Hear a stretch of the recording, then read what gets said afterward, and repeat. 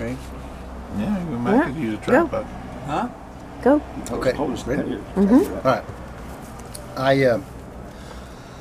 One of the questions I was trying to answer within my own mind is with the names of God and the power associated with the names of God, why can we not speak the name of God and get anything done? So, I was studying destruction of the temple, and each time something's destroyed, something's removed. So if something's removed, something's got to be brought back. And if you take the Shem Havaya, the Yud He Vav He, and if there's no sanctification in the name, no continuity, no zivug, then you're not gonna. It's not going to work. You're not going to get any action. So, knowing Kabbalistically that the Yud and the He, Abba and Ima are always together, and that Zeranpin and the Nukva have times of Katnut and Gadlut, that these times of dormita that they go through. I was trying to figure out where did we lose the VAV?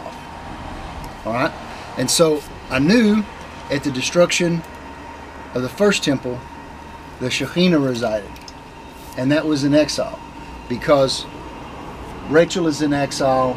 Rachel is buried outside of Machpelah, so that aspect's always in exile.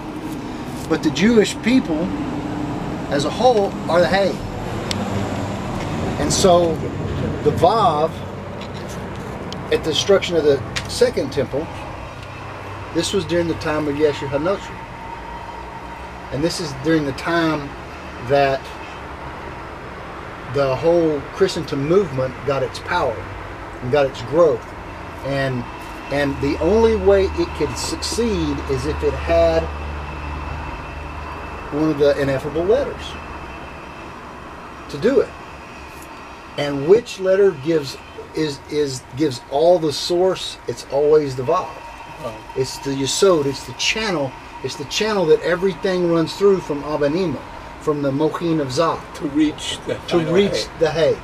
Well, if the Hay's in exile, so the Sitra Achra comes in, attaches itself, just like in the garden with Adam, through Eve is exiled, and he attaches itself to Adam, because the Sitra Achra is not worried about Eve, he's always worried about Adam, to draw that light, to get the sustenance and get the power. And that's the secret of the Vav, which is the staff, which is what Moses used, right? Sometimes it's my staff, sometimes Hashem said use your staff, so it's always talking about the Vav. And so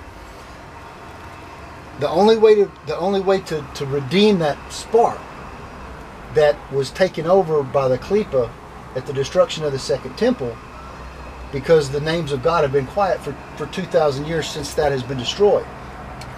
So I made 12 Vavs and put them in our cards like this, and which to me, it's only a metaphor if you think it's a metaphor.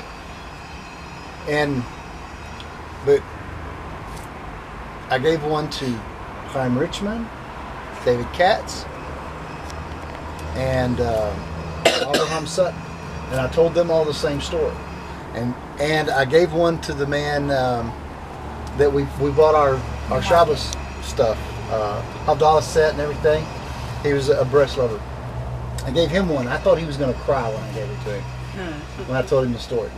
And so I think because we were in the Christianity, and because it has been siphoning off all of the light, all the power for 2,000 years, it was time to bring it home. And so that's why I made these, and I've been giving them out to people to bring back the functioning of the name of God. Now, what is that? Here. And what you need to do... I got it. You got Well, one? he wants to give it on camera. Oh.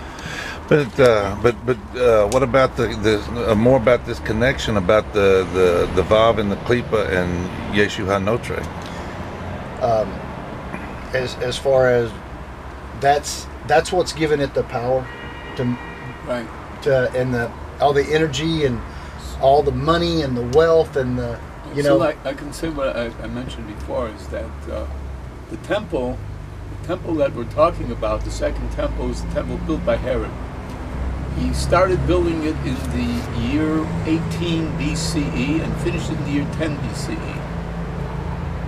It was rebuilt from the original second temple, built by Zerubbabel and Ezra and the men that came back from Babylonian exile.